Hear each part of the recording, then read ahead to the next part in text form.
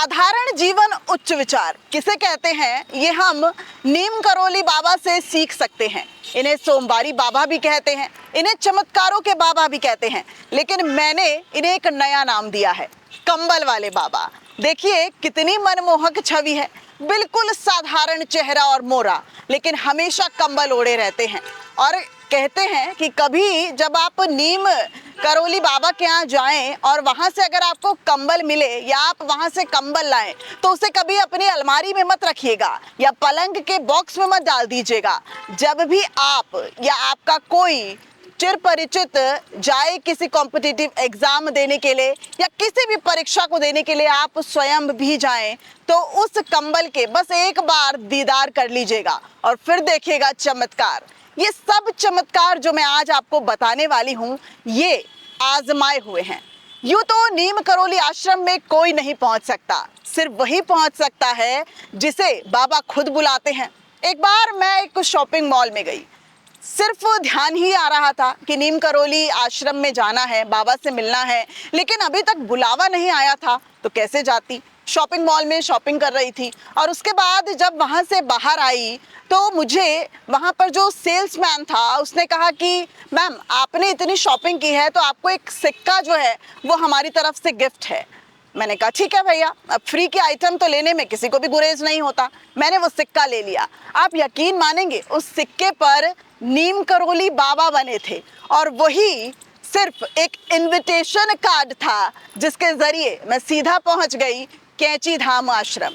अब आप कैंची धाम कैसे पहुंच सकते हैं? भोपाली से लगभग 19 किलोमीटर की दूरी है और नैनीताल से 17 किलोमीटर की दूरी है। अगर आप गाड़ी से जाते हैं तो बहुत आराम से पहुंच सकते हैं, लेकिन अगर आप बस से जाना चाहते हैं और दिल्ली में रहते हैं तो कश्मीरी गेट से आपको बस मिल जाएगी। अगर आप ट्रेन से जाना चाहते हैं तो काठगोदाम उतरकर 2 घंटे की बस यात्रा है और आप पहुंच जाएंगे कैंची धाम आश्रम।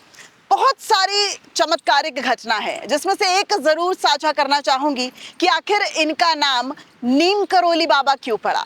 दरअसल ये एक ट्रेन में सफर कर रहे थे लेकिन इनके पास टिकट नहीं थी। हम बता रहे हैं ना, बहुत ही साधारण मनुष्य हैं। बाबा तो तब बने जब इनकी चमत्कारों की एक के बाद एक कहानियां सामने आई। अब ट्रेन से सफर कर रहे थे, टिकट थी नहीं, टीटी ने पकड़ लिया और इन्हें नीम करोली के एक बस स्टैंड जो रेलवे स्टेशन था वहां पर उतार दिया। ये भी उतर गए और उसके बाद वहीं पर साधना लगाकर बैठ गए। आप यकीन मानिए कि ट्रेन वहां से 1 गज दूरी पर भी नहीं चल पाई और वहीं पर खड़ी रही। बात पहुंच गई मजिस्ट्रेट तक।